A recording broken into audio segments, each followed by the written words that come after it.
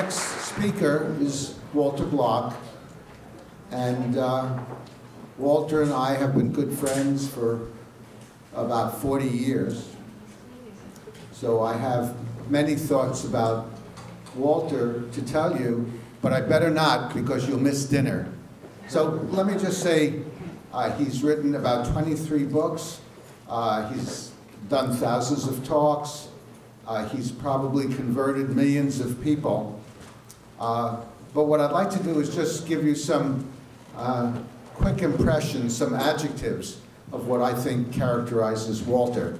And professionally, he's prolific, he's courageous, he's inspired, he's an unassailable debater, a brilliant author, and loves and is fantastic at slaughtering sacred cows.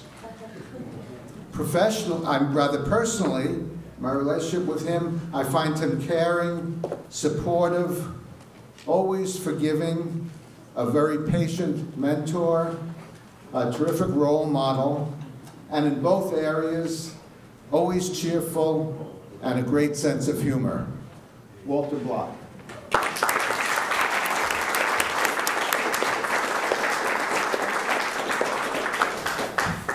That was worth the $50 I gave him. I've been at this conference several times, 3 or 4, and every time what I do is I do my expertise. And if I have any expertise in libertarianism, it is in answering hard libertarian questions and challenges to libertarianism. For example, what's the libertarian view on unions? Are there privacy rights? What about intellectual property? What about if the Martians threaten that unless we kill one innocent person, they blow up the whole world? Can there be a libertarian concentration camp guard? I think yes, but that's a whole other question. What's the libertarian view on pro-life and pro-choice? Bleeding heart libertarianism. What is libertarianism? Is it thick or thin? What is Austrian Economics? How about blackmail? Lifeboat situations. Glass ceilings. Why do women not get through the glass ceiling? What about male and female wages? These are the sorts of issues that I would like to do, but Jayant is such a bully, and he wouldn't let me speak about those, and he wanted an autobiography. And I said, autobiographies are for old coots. You know, I'm still an enfant terrible. Of course, I'm no longer. I've become an old duffer. I don't know what happened. It's just so fast, you know. When you're promoting liberty, life goes very quickly. So he wanted an autobiography of me, and I've never done that, and I'm going to give it a try. And can everyone hear me? I have a weak voice, and I want to make sure I'm close to. Is it okay? Good. Thank you. I'm going to make it mainly professional autobiography, but let me just mention 3 members of my family to personalize it just a little bit. My wife and daughter are total pinkos, and my son is a libertarian. And my wife threatens to out me. She says, well, I'm going to tell people one of these days, you know, we've been together 45 years and you haven't been able to convince me of anything. How can you convince anyone else of anything? So she threatens to out me. And here's the story about my daughter. When my daughter was approaching 2 years old, a little baby, and practically in diapers, I think in diapers, we read Betty Bear. Not the Bernstein's Bears, but Betty Bear. And she was having a 2-year-old birthday party, so I said, would you like to invite Betty Bear to your party? And she looked at me with great scorn and derision. Betty Bear's not real. She figured, I guess, at the lottery of life, she got a real stupid daddy. I'll tell you about my son when I get to one of these books. Okay, now for my philosophical autobiography or professional. I was born in Brooklyn, I'm Jewish, and everyone in Brooklyn who's Jewish was a pinko commie type. Murray Rothbard used to talk about his family, that they were comprised of either people who carried the communist card or didn't carry the communist card but were commies, and that was about it. My family was sort of close to that. I went to Madison High School. Madison High School has 3 or 4 senators, Chuck Schumer, Norm, somebody from Minnesota, Bernie Sanders, and Chuck Schumer, and one of the Supreme Court, that old lady, I forget her name, Ruth Bader Ginsburg. And Bernie Sanders and I were on the same track team, and we were sort of buddies, and my views and his were sort of similar. And Then I graduated Madison High School and I went to Brooklyn College. And for 4 years I was sort of pinkish. And then Ayn Rand came to Brooklyn College to lecture. And I came to boo and hiss her because she favored capitalism and free enterprise. And everyone knew that capitalism and free enterprise, there'd be dead people all over the place, and this was just horrible and immoral. And I booed and hissed her along with 3,000 other students. And at the end of it, they said, if you're interested in further dialogue with her, you don't have to agree with her, you can come to the Ayn Rand study group lunch in her honor. And I went because I didn't get enough booing and hissing at her. And it was a long, long table, maybe from this end of the room to that end of the room. And Ayn Rand was sitting at the head, and Nathaniel Branden was sitting by her, and Leonard Peikoff and Alan Greenspan, and the senior collective at that end. And I was relegated to the other end of the table, and I turned to my neighbor and said, what is this capitalism crap? It's all wrong. Socialism is the way to go. And he said, well, I don't really know all that much about it, but the people who do are over there. So I went and I stuck my head between Ayn's and Nathan's, and I said, there's a socialist here who wants to debate someone on socialism and capitalism. I was around 20, 21. I was a senior in college. I was a chutzpahnik then. I guess I still am now. And they said, well, who is it? I said, me. I want to debate somebody. And Brandon was very, very nice. He said, I'll debate you. I'll go over to the other end of the table. There's no room here. Under two conditions. One, you don't allow the conversation to lapse until we settle this. And secondly, you read 2 books that I recommend. And then you can come to my house and Ayn Rand's house and we'll, get it on. And I read Atlas Shrugged, which I regard as the best novel ever written, and Economics in One Lesson by Henry Hazlitt. And I went to Ayn's house and Nathan's house a few times, and I was converted. I was now a minarchist, free market. I didn't really go for the metaphysics and epistemology and all that other stuff, aesthetics of the Randians. I was never a Randian, but I was a free enterpriser. So I'd go to the Nathaniel Branden Institute, and I'd listen in, and it was a cult. It was really cultish. Like if you asked Ayn Rand a question like, on page 422 of Atlas Shrugged, you said this, could you expand on that? That would be a fine question. But if you said on page 422 you said this, and on page 703 you said that, and I see a contradiction, she would say, get out. Get out, you're banished. This didn't really seem to be, my cup of tea. That this seemed to be not very intellectual, not very honest, not very open. But I didn't know any other free enterprises at that time. And I would sort of have this approach avoidance thing. Sometimes I'd go there after I'd get sick of it, and I'd come back because I knew no other libertarians or free enterprise people.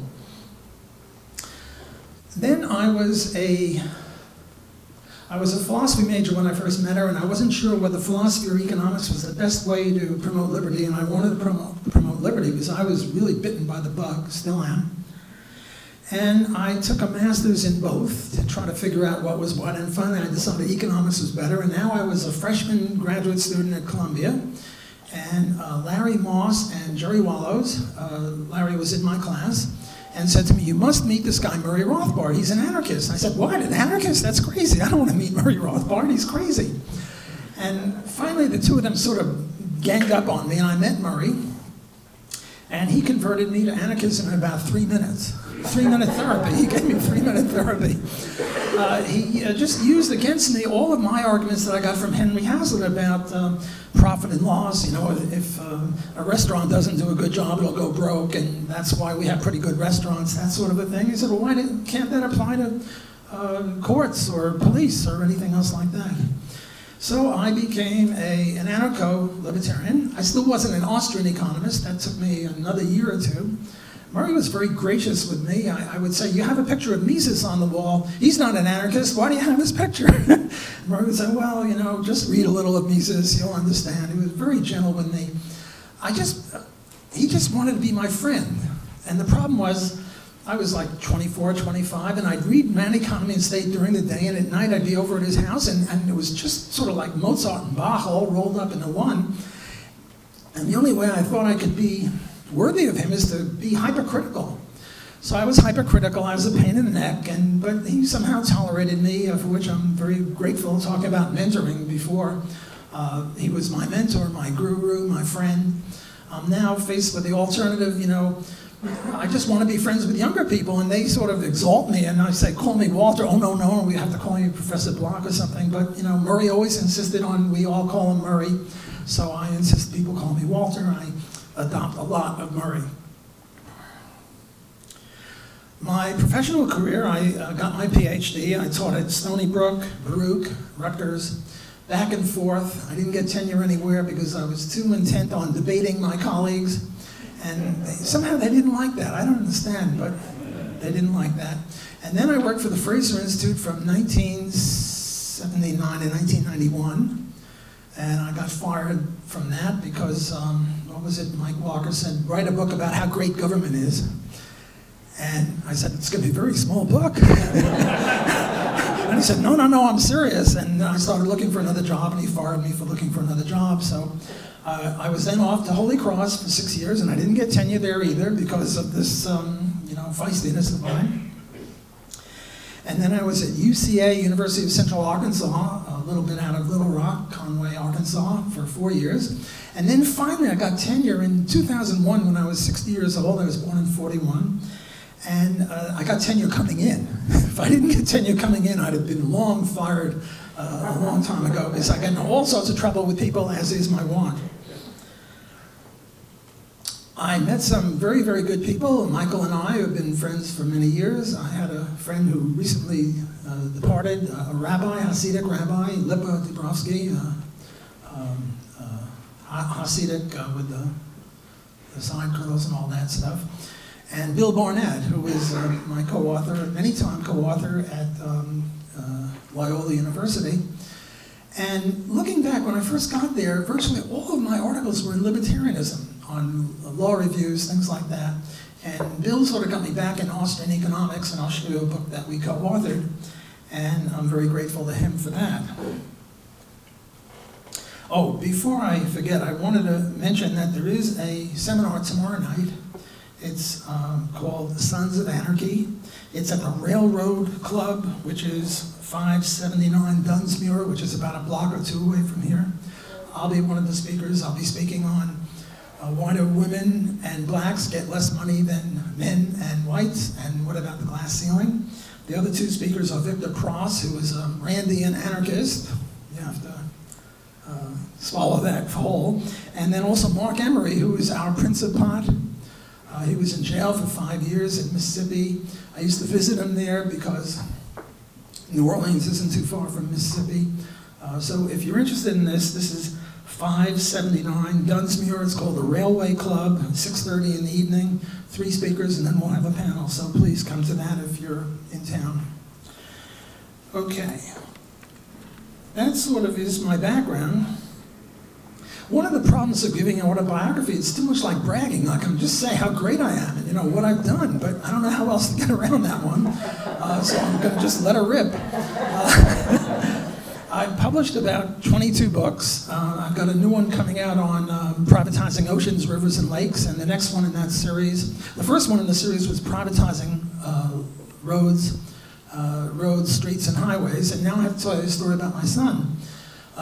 One of the chapters in this book on privatizing roads was on eminent domain and expropriation. Namely, can you get a road, say, from here to, I don't know, Toronto, where there are 10,000 people between the two, and how do you do it if you don't have expropriation or eminent domain? And we were talking about the holdout problem. And Cartman from South Park is always saying, screw you guys, screw you guys, screw you guys. That's his motif. And Cartman has a land blocking all access to these roads. So from his age about 15 to his age about 17, we discussed practically nothing else other than how could you get around this? Our answer was you build a tunnel under or a bridge over. And then the discussion was, well, suppose Cartman then tries to prevail and, you know, overcome you. And then this was a chapter in a journal article. And then the question came, well, I wrote it all, but it was based on the 2 of our discussions. And you know, I like to bend over backwards and give other people more credit than less credit if it's unsure as to how much. So I could either ignore him, which is ridiculous, or I could thank him for discussions, which I think is ridiculous because he did a lot more than that. And then I decided to make him a co-author. And he's maybe 16 years old now. He says, well, no one will believe that I'm really a co-author. And I said, well, is it true? He said, of course it's true. I said, well, I don't care whether people believe it or not. It's true, and you're my co-author. And he and I have co-authored 3 or 4 other articles, and they say he is a libertarian, but he's not that really interested. He's more of a computer nerd. Okay, let me now talk about some of the accomplishments I've had. In academia, the coin, the gold standard is articles in referee journals. If you have an article in referee journal, you are more likely to get tenure and promotion than if you don't, and books don't really count that much, but articles do. And I've got 475 articles, and I usually do about 20 a year, which is a lot because I write a lot. And I'm almost at 500, and I'm thinking, maybe, will I be able to make 1,000? Well, if I live another 25 years at 20 articles a year, I might make it, but that's one of my claims to fame. This is many, many more articles than many people. Let me tell you a story about me and Murray Rothbard on this. What I used to do when I first started writing, I would keep track of how many words I wrote a day, or how many pages I wrote. A page is 300 words. And if I did 5 pages a day, I figured that was pretty good. I'll give myself a little pat on the back. Many days I didn't do 5 pages, but some days I did. Some I did 10, sometimes 15 if I were really going. One day I did 23 pages. I got up early in the morning and I worked until the next morning. And I called up Murray and I said, well, how many pages do you write a day? You know, sort of macho comparison. And Murray goes, wah, wah. Who keeps track of that? And I pestered him, and finally he said 8 pages an hour. Now 8 pages an hour, that's 2,400 words an hour. I mean, a good typist could beat him, 100 words a minute. But that's, in my best day of 23 pages, he did in 3 hours, and it took me like 15 hours. So I wouldn't dare compare my quality with his, but at least in terms of quantity, I'm getting up there, because he died many years ago. So if I keep going at this rate, I'll beat him in just verbal diarrhea. I've had more than him. Let me now talk about the books that I've done, and I'm going to go through them little bit by little bit. This is Defending the Undefendable. This is the first book I ever published in '76.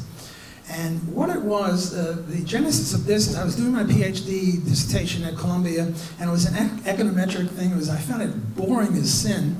And what I would do is I would promise myself that if I did so many equations, I could take a whole day off and do whatever I wanted. So I would do a certain number of equations, and then I would write about what a great guy the pimp was, or what a great guy the blackmailer was, or something like that. And at the end of the dissertation, I had like 35 articles, and I put them together in this book. Friedrich Hayek was very kind, and he compared me with Mises. Said that just as Mises was his teacher, so am I his teacher. And here I am, this punk kid. I'm maybe 30, and Hayek is, a very famous Nobel Prize winner. I thought he was drunk when he wrote that. By the way, I'm probably the only person in this room that ever shook the hand of Mises. And I never washed my hands since, so my hand's a little dirty, but if you shake hands with me, you channel Mises, so that's positive.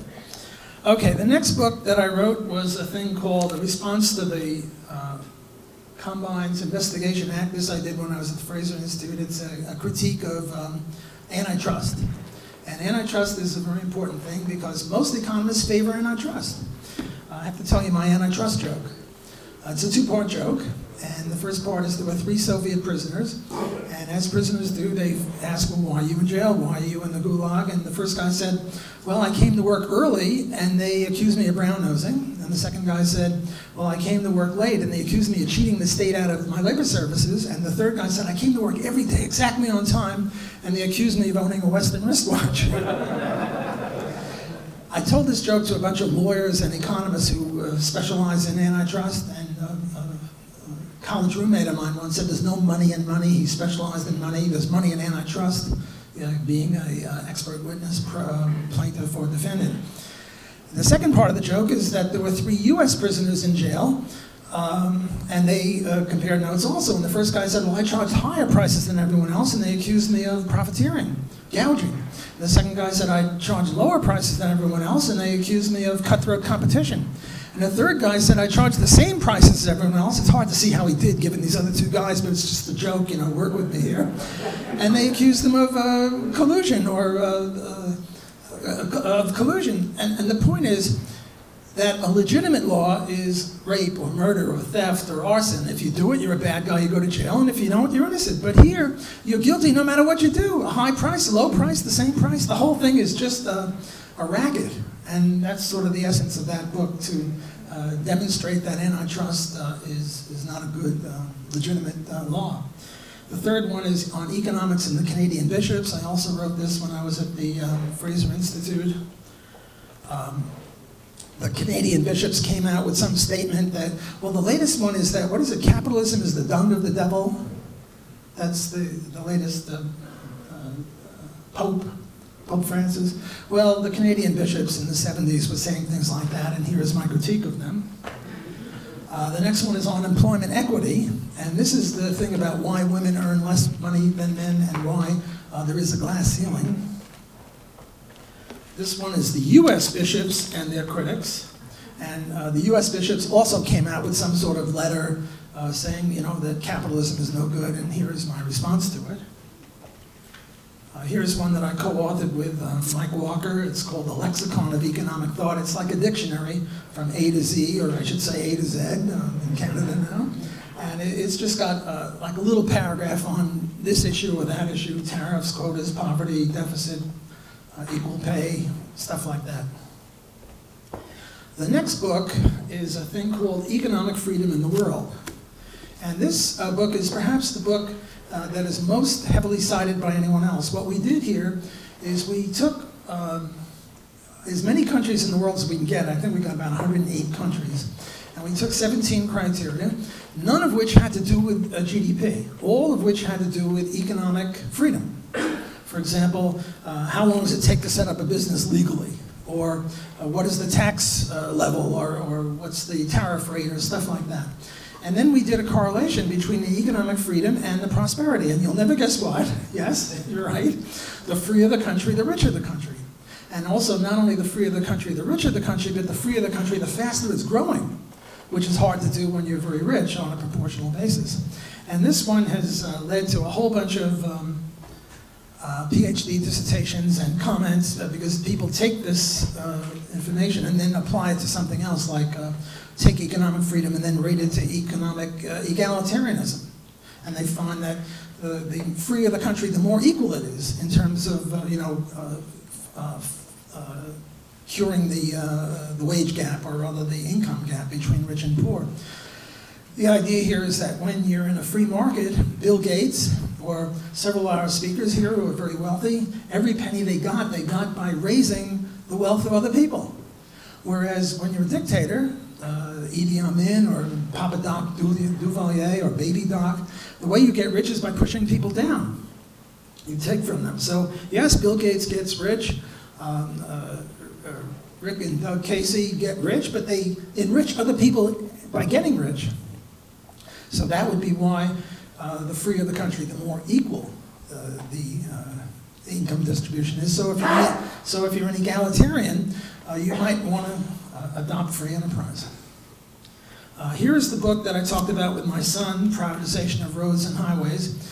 This, as I say, is part one of a three-part series. This is why we should privatize roads. And the main reason is because on the government highways, in the US, some 35,000 people a year die on the roads. And they say it's due to speed and drunken driving and stuff like that. No, no, no. Those are just approximate causes of it.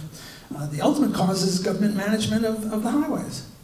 Look, if I take a rifle and I shoot out the next person who walks out the street there, and you grab me and say you're a murderer, and I say, tut, tut, not so fast, it wasn't me, it was the bullet. I mean, that's silly. And if this, if a restaurant goes broke, it's not because the cook didn't cook his way out of a paper bag or the place wasn't clean, it was because the manager didn't hire someone to do that and didn't locate the restaurant in the right place. So that's the first in that series. The second is a book coming out by the end of this year, and it'll be why we should privatize rivers, lakes, and oceans. And the third in this series, which I'm now starting with that same co-author, is why we should privatize space, and the moon, and the Mars, and the space race, and stuff like that. Okay, the next book is Labor Economics from a Free Market Perspective. And here I go into unions and minimum wage laws and all sorts of stuff having to do with the labor market and why freedom will be more perspicacious and ethical than any other system. The next book is a thing called Building Blocks for Liberty, and this is just a bunch of essays that I've written. Some of these 476 essays appear here. I just want to go into part 3 is language, and here Dick Casey was talking about language. And I've got a whole section of 50 pages on roughly the sort of stuff he was talking about. Just let me mention one thing that he didn't mention. That's a thing called rent-seeking. Rent-seeking is seen as an abomination by economists. And it is, because what it is seeking after government favor, monopoly protection, this and that and the other. But why call it rent-seeking? The reason they call it rent-seeking is that this was created by the public choice school, and the public choice school is pretty good in some ways, but they're not as kosher as they could be. And the point is that rent is a perfectly good thing. Rent a car, rent an apartment, or economic rent, namely you get paid more than is necessary to get you in there, say the football players or the professional basketball players that make $30 million. They would have worked for $3 million anyway, so the $27 million is economic rent. Well, why call something despicable like rent-seeking, why call it rent-seeking? Why not call it booty-seeking or theft-seeking or something like that? Which indicates to me that these people don't distinguish the most important distinction in all political economy, which is the distinction between voluntary interaction and coercion. The joke is, do you know the difference between a bathroom and a living room? And if you say no, I say, don't come to my house. Well, the analogous joke would be, do you know the difference between coercion and voluntary trade? And if you don't get into political economy. Because that's the essence of political economy. And these jerks don't know that difference. And that's why they call it rent-seeking. The next book is an interesting book. I co-authored this with a guy named Four Arrows, who's an Indian guy. And this guy calls me up or emails me, I forget, and he says, I'm Four Arrows, I'm an Indian, I want to co-author a book with you. And my first reaction is, let me check this guy out. He might be, one of these Looney Tune people. But he's a real professor, total pinko. And he was on the equestrian team of the US equestrian team, or was an alternate, so he's really a good athlete. I mean, if you're on the alternative team for the Olympics, you've got to be pretty good. He was a professor in California. And all it is a series of debates between me and him about education. And I'm pretty much saying that it should all be privatized, and whether it's homeschooling or private schooling, it doesn't matter. And he's saying, no, no, no, we have to have public schooling, yak, yak, yak. So that's this book. The next book is The Case for Discrimination. Why we should be able to discriminate against anyone. I mean, the key here is, look, you dirty, rotten male heterosexuals, you discriminate against half the human race in terms of a bed partner or a love interest, and you dirty, rotten heterosexual women, you do the same thing. Now it's okay, it's politically correct to say that. I don't have to give a trigger warning for that because it's okay to bash heteros. But now I'm going to bash homos. Homos are evil too, because male homos also discriminate against half the human race, and so do lesbians discriminate against half the human race. The only people that don't discriminate are bisexuals. So what we should have is compulsory bisexuality, right? Everyone has to be a bisexual, otherwise you're a dirty, rotten discriminator. I mean, that's the logic of this utter nonsense. Rand Paul was on TV, and Rachel Maddow got him on this 1964 Civil Rights Act, and he was saying, well, the store had a right not to serve blacks, and he took it back. Rand is no Ron. Ron is magnificent. Rand is pretty good. But the key is, look, if a Chinese restaurant says no Occidentals allowed, that's no good. But if you and I hate Chinese food and we just pass it by, somehow we're okay? No, what they ought to do is make us go to the Chinese restaurant even though we hate Chinese food. I mean, the whole thing is just ludicrous. So that's roughly that book. The next one you'll notice is about 700 or 800 pages, and this is a bunch of articles that Bill Barnett and I did on essays in Austrian economics. Let me just mention a little bit about Austrian economics. Austrian economics has got nothing to do with the economics of the country Austria. It's rather called Austrian Economics because the people who started it, Menger, Bamberg, Mises, Hayek, all lived in Austria. Similarly, the Chicago School of Economics got nothing to do with the economics of the city of Chicago. It's rather because Milton Friedman and George Stigler and Gary Becker were there. That's why they call it that. In Austrian economics, the key element of Austrian economics is that economics, economics of Mises and Rothbard, is not really an empirical science. You see, in empirical science, there are no laws. There's only hypotheses, and the hypotheses are accepted if the econometric evidence shows that they are correct. And whereas Austrian economics is really a branch of logic. It's not an empirical science the way we see it. So, for example, if I trade you my tie for your pen, it must be that I like your pen more than the tie, otherwise I wouldn't make the trade. It must be that you like the tie. It's a Mises tie, so it's a good tie. You like the tie more than the pen. Now it might be, I don't know what's in your mind, you might think that if you make the trade, I'll give you an A in the course. But there's no course, and I'm not going to give you an A, so I don't know what's on your mind. All I know is that there's something about this tie that you like more than the pen, and there's something about this pen that I like more than the tie. Now how do you test that? You don't test that. If you understand the English language, you understand this is necessarily true. And yet, Austrian economics is called a cult because we're not scientific, namely we're not empirically oriented. Take this thing about the minimum wage law. The Austrians say, if you have a minimum wage law of $10 an hour, then unemployment for people with less productivity than $10 an hour will be higher than it otherwise would have been. Well, who knows what otherwise would have been? Or we say that there's a tendency for profits to equalize in all areas of production, but at any given time there'll be different profits at different industries, but that doesn't obviate the tendency word. So for these reasons, Austrian economics is seen in economics roughly the way Ron Paul was seen by the Republican Party. Not good. Milton Friedman used to say, well, if two mainstream economists disagree, they can always revert to the econometric or the empirical evidence, whereas if two Austrian economists disagree, they have to fight. Well, suppose two logicians disagree or two geometricians disagree over the right triangle, or they have to fight?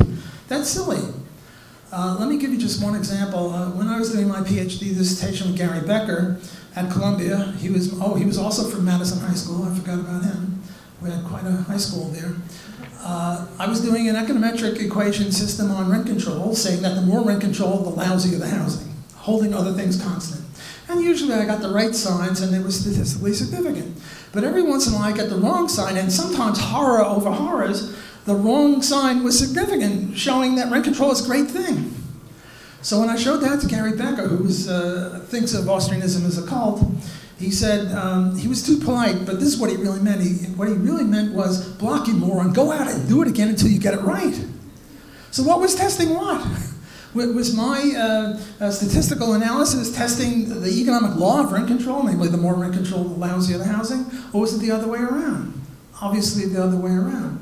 Getting back to the minimum wage, when the Carden-Kruger study came out and they said that it was a study between Pennsylvania and New Jersey that showed supposedly that rent control really helps unskilled workers, what Gary Becker and all these other neoclassical people should have said is, well, maybe economic law works differently in New Jersey, or maybe it doesn't work at all in New Jersey. But no, what they did is they said, this is BS and we're going to show it's BS. So if you scratch a good neoclassical economist, you'll find an Austrian even though they won't admit it. That's this book. The next book is Ron Paul.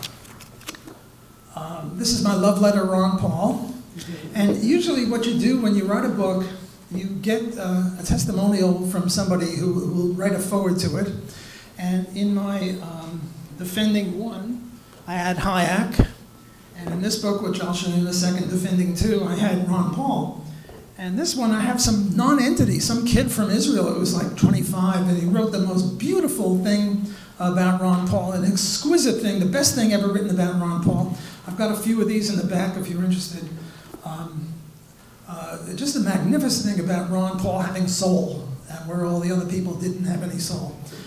So this is my love letter to Ron Paul. And here is Defending the Undefendable 2. I should have called the other one Defending the Undefendable 1, but I didn't know I'd write another one, and I've got a third one in the works. And this one is a foreword by Ron Paul.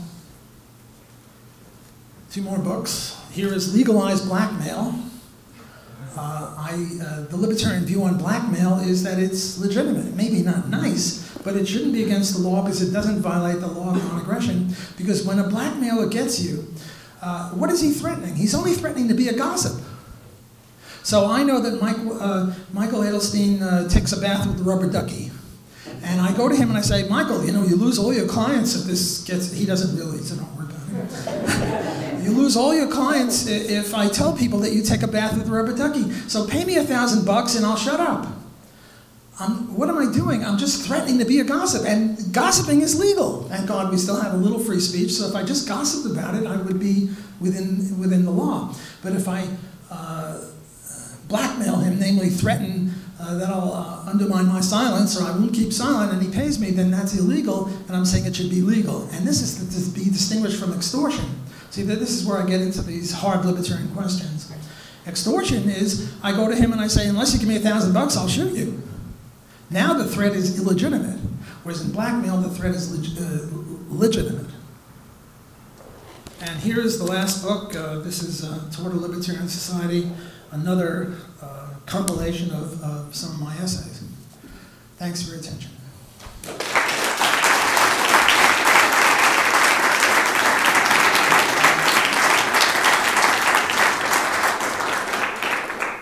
Well, we have time for some questions.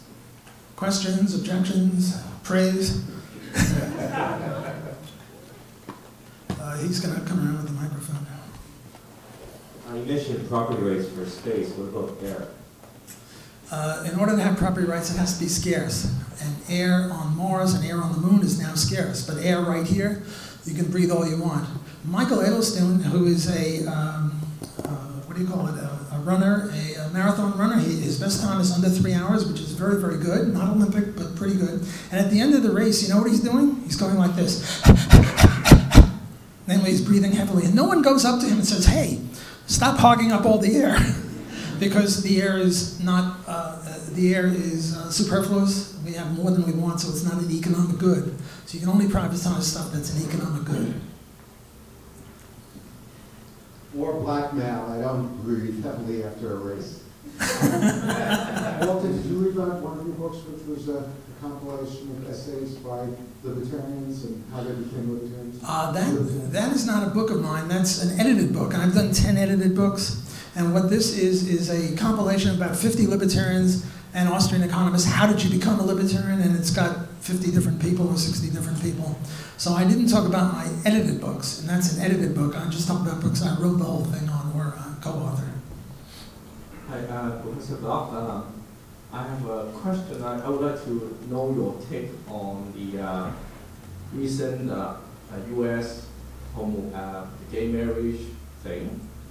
This sparked a split among the libertarians. Some said, oh yeah, they gave applause to the thing, and the other ones say the state should be getting out of marriage. So what's your take on that? Well, my view on that, and you know, if you get 10 libertarians in a room and you ask them all, you'll get 11 different views. My view is that the state should have nothing to do with marriage. The state should have nothing to do with anything. The state shouldn't exist, so it shouldn't have anything to do with marriage. And therefore, marriage should just be like a commercial interaction. Like I have a co-author here, we have a deal. So if you want to marry a woman or a man or a gay or a straight, or in Utah they have, what is it, polygamy? Where a man marries 5 women, or a polyandry, a woman marries 5 men, or group marriages that, what's his name, the science fiction guy talked about, Heinlein, on the moon is a harsh mistress. We have a marriage with 3 women and 4 men, or vice versa. Anything between consenting adults would be, I think, the libertarian view.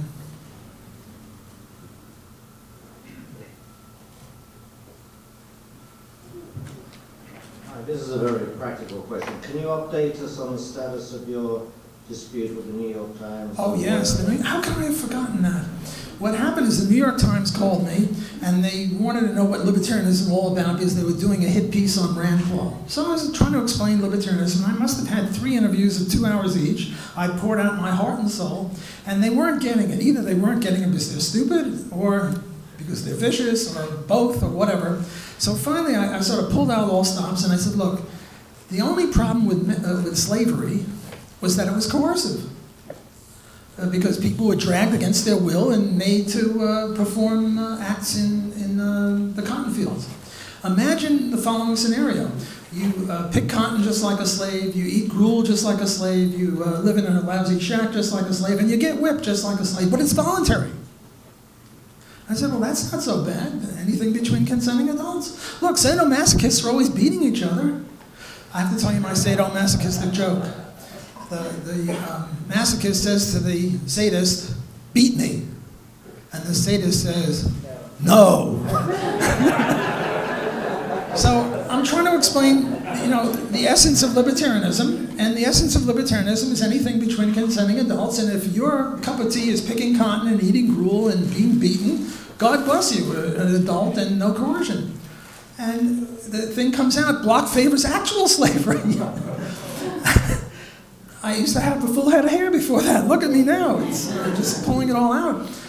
This is crazy. I mean, no libertarian favors actual slavery, and even I'm on record in 4 or 5 articles, I got to come out with a book on this one day, about reparations for slaves. Now, I don't believe that every white owes something to every black, because there were whites nowadays who weren't in the country during the slave period, and there were some blacks who just got here and their parents weren't enslaved. But if there's some guy in Harlem, a black guy in Harlem, and he can prove, the burden of proof is on he who wants to overturn property rights, he can prove that 1/50th of this plantation should have been his grandfather's when slavery ended, well, I think he should be given it. So I'm on record not only as opposing slavery, but even favoring reparations for slavery. And then the New York Times comes along and says, well, Block favors actual slavery. And then the president of my university, about 15 of my fellow professors said, Block is a disgrace, he favors slavery. The Loyola position on slavery is we're against it. Isn't that amazing? See why I needed tenure? Without it, I would have been long gone. So we sued the New York Times, and the lower court dismissed the case on the ground that they used my exact words, namely, slavery would not be so bad. They forgot about the otherwise part. And now we're appealing that, and we're saying, the lower court made a mistake, and I'm willing to go to the Supreme Court or whatever. I'm feisty and pushy, and I want to get those guys. So that's the New York Times story.